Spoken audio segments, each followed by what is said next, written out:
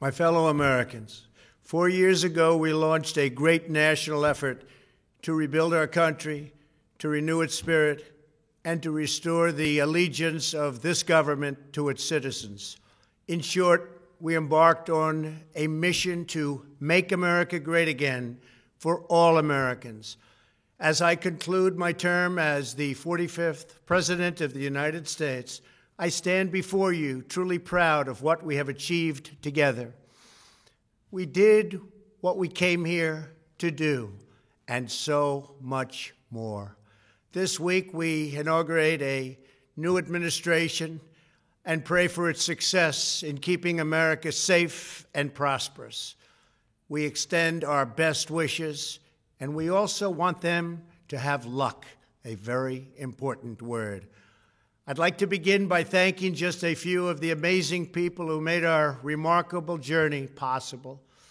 First, let me express my overwhelming gratitude for the love and support of our spectacular First Lady, Melania. Let me also share my deepest appreciation to my daughter Ivanka, my son-in-law Jared, and to Barron, Don, Eric, Tiffany, and Lara. You fill my world with light and with joy. I also want to thank Vice President Mike Pence, his wonderful wife Karen, and the entire Pence family. Thank you as well to my Chief of Staff, Mark Meadows, the dedicated members of the White House staff, and the Cabinet, and all of the incredible people across our administration who poured out their heart and soul to fight for America. I also want to take a moment to thank a truly exceptional group of people, the United States Secret Service. My family and I will forever be in your debt.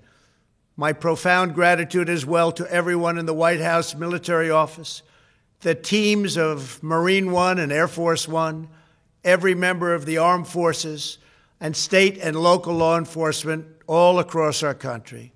Most of all, I want to thank the American people. To serve as your president has been an honor beyond description.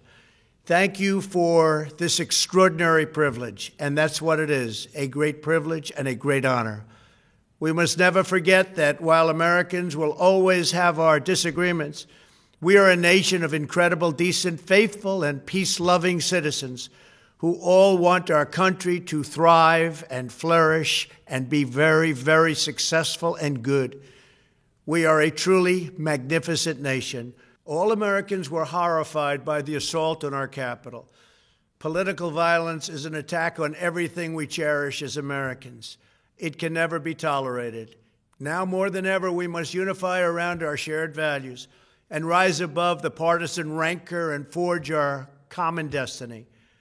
4 years ago, I came to Washington as the only true outsider ever to win the presidency. I had not spent my career as a politician, but as a builder looking at open skylines and imagining infinite possibilities.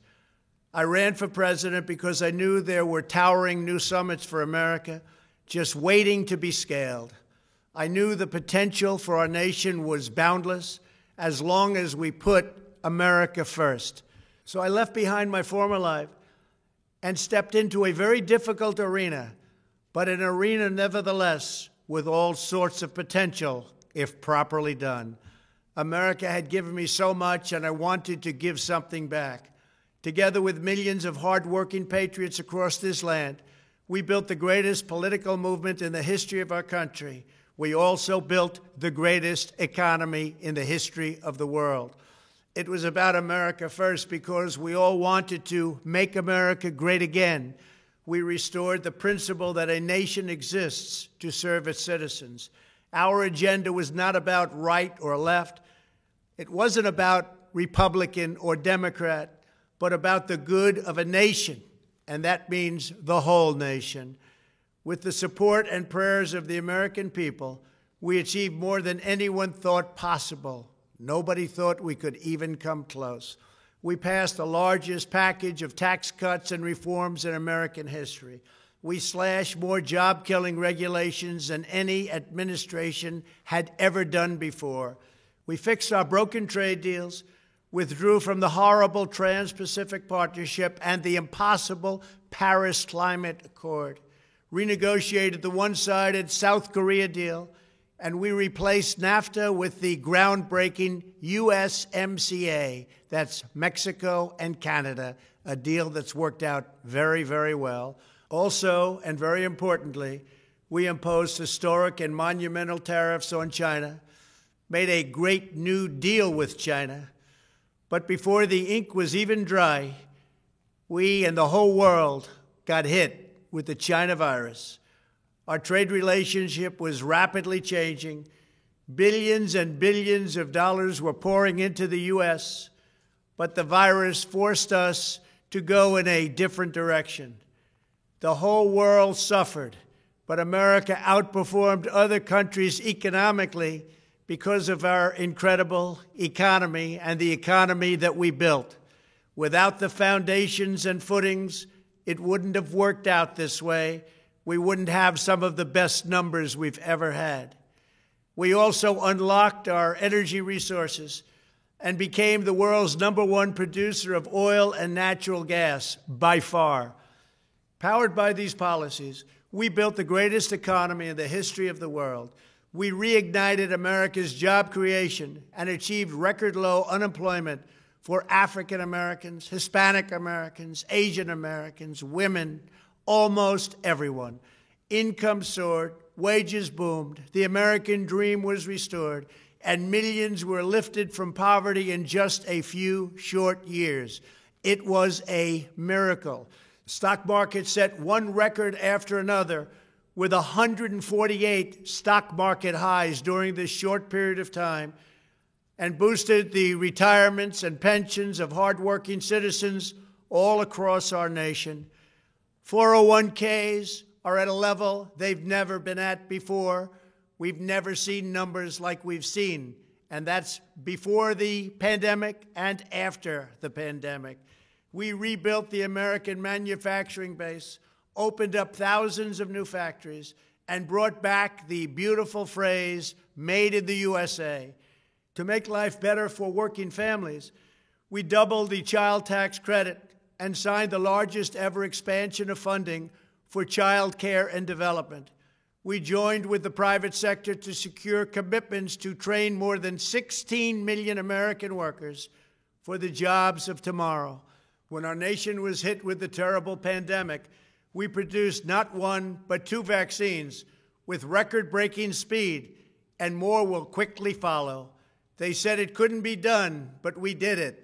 They called it a medical miracle, and that's what they're calling it right now, a medical miracle. Another administration would have taken 3, 4, 5, maybe even up to 10 years to develop a vaccine. We did it in 9 months.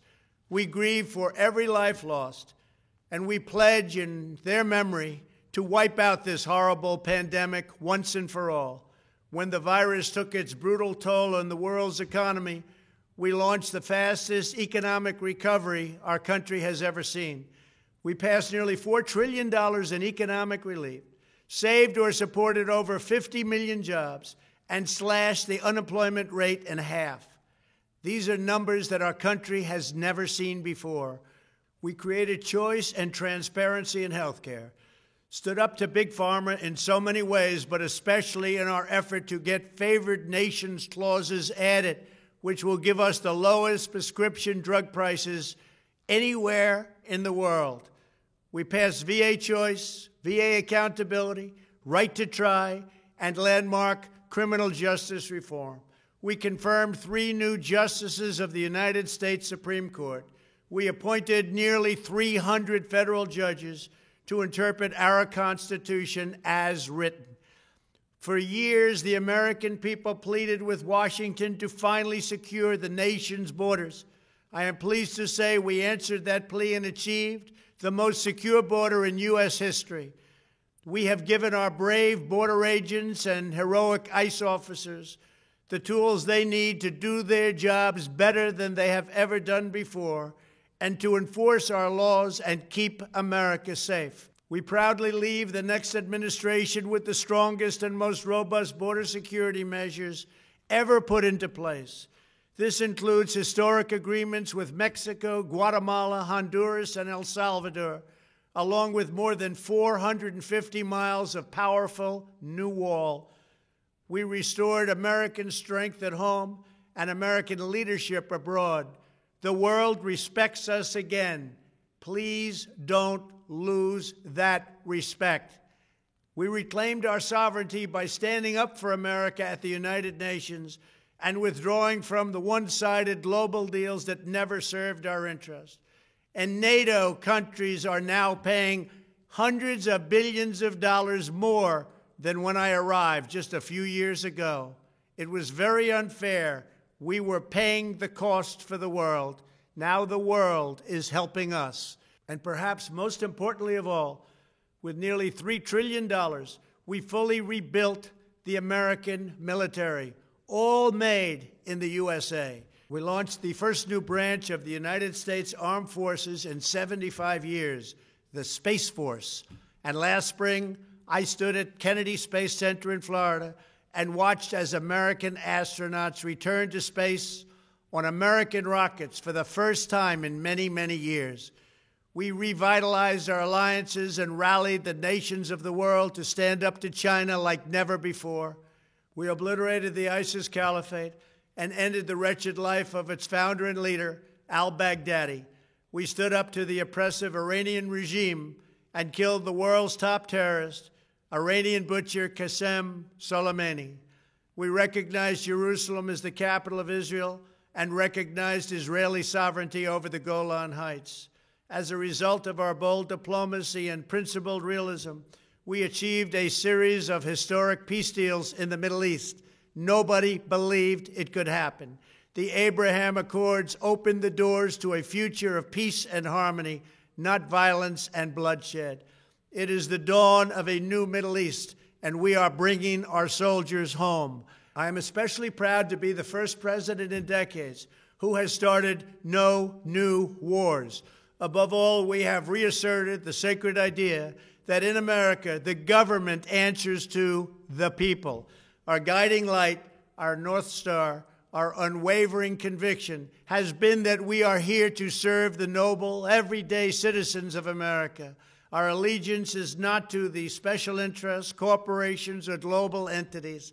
It's to our children, our citizens, and to our nation itself. As president, my top priority, my constant concern, has always been the best interests of American workers and American families. I did not seek the easiest course. By far, it was actually the most difficult. I did not seek the path that would get the least criticism. I took on the tough battles, the hardest fights, the most difficult choices, because that's what you elected me to do. Your needs were my first and last unyielding focus. This, I hope, will be our greatest legacy. Together, we put the American people back in charge of our country. We restored self-government. We restored the idea that in America, no one is forgotten because everyone matters and everyone has a voice. We fought for the principle that every citizen is entitled to equal dignity, equal treatment, and equal rights, because we are all made equal by God. Everyone is entitled to be treated with respect, to have their voice heard, and to have their government listen. You are loyal to your country, and my administration was always loyal to you. We worked to build a country in which every citizen could find a great job and support their wonderful families. We fought for the communities where every American could be safe and schools where every child could learn. We promoted a culture where our laws would be upheld, our heroes honored, our history preserved, and law-abiding citizens are never taken for granted. Americans should take tremendous satisfaction in all that we have achieved together. It's incredible. Now, as I leave the White House, I have been reflecting on the dangers that threaten the priceless inheritance we all share. As the world's most powerful nation, America faces constant threats and challenges from abroad. But the greatest danger we face is a loss of confidence in ourselves, a loss of confidence in our national greatness. A nation is only as strong as its spirit. We are only as dynamic as our pride. We are only as vibrant as the faith that beats in the hearts of our people. No nation can long thrive that loses faith in its own values, history, and heroes, for these are the very sources of our unity and our vitality. What has always allowed America to prevail and triumph over the great challenges of the past has been an unyielding and unashamed conviction in the nobility of our country and its unique purpose in history. We must never lose this conviction. We must never forsake our belief in America. The key to national greatness lies in sustaining and instilling our shared national identity. That means focusing on what we have in common, the heritage that we all share. At the center of this heritage is also a robust belief in free expression, free speech, and open debate. Only if we forget who we are and how we got here could we ever allow political censorship and blacklisting to take place in America. It's not even thinkable. Shutting down free and open debate violates our core values and most enduring traditions. In America, we don't insist on absolute conformity or enforce rigid orthodoxies and punitive speech codes. We just don't do that. America is not a timid nation of tame souls who need to be sheltered and protected from those with whom we disagree. That's not who we are. It will never be who we are. For nearly 250 years, in the face of every challenge, Americans have always summoned our unmatched courage, confidence, and fierce independence. These are the miraculous traits that once led millions of everyday citizens to set out across a wild continent and carve out a new life in the Great West. It was the same profound love of our God-given freedom that willed our soldiers into battle and our astronauts into space. As I think back on the past 4 years, one image rises in my mind above all others. Whenever I traveled all along the motorcade route, there were thousands and thousands of people. They came out with their families so that they could stand as we passed and proudly wave our great American flag. It never failed to deeply move me. I knew that they did not just come out to show their support of me. They came out to show me their support and love for our country. This is a republic of proud citizens who are united by our common conviction that America is the greatest nation in all of history. We are and must always be a land of hope, of light, and of glory to all the world. This is the precious inheritance that we must safeguard at every single turn. For the past 4 years, I have worked to do just that. From a great hall of Muslim leaders in Riyadh to a great square of Polish people in Warsaw, from the floor of the Korean Assembly to the podium at the United Nations General Assembly, and from the Forbidden City in Beijing to the shadow of Mount Rushmore, I fought for you, I fought for your family, I fought for our country. Above all, I fought for America and all it stands for, and that is safe, strong, proud, and free. Now, as I prepare to hand power over to a new administration at noon on Wednesday, I want you to know that the movement we started is only just beginning. There's never been anything like it. The belief that a nation must serve its citizens will not dwindle, but instead only grow stronger by the day. As long as the American people hold in their hearts deep and devoted love of country, then there is nothing that this nation cannot achieve. Our communities will flourish, our people will be prosperous, our traditions will be cherished, our faith will be strong, and our future will be brighter than ever before. I go from this majestic place with a loyal and joyful heart, an optimistic spirit, and a supreme confidence that for our country and for our children, the best is yet to come. Thank you and farewell. God bless you. God bless the United States of America.